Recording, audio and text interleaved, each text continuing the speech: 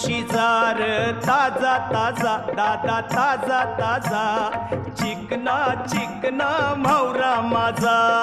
घेऊन शिजार ताजा ताजा दादा ताजा ताजा चिकना चिकना म्हावरा माझा घेऊन शिजार ताजा ताजा दादा ताजा ताजा चिकना चिकना म्हावरा माझा घेऊन शिजार ताजा ताजा दादा ताजा ताजा चिकना चिकना म्हावरा माझा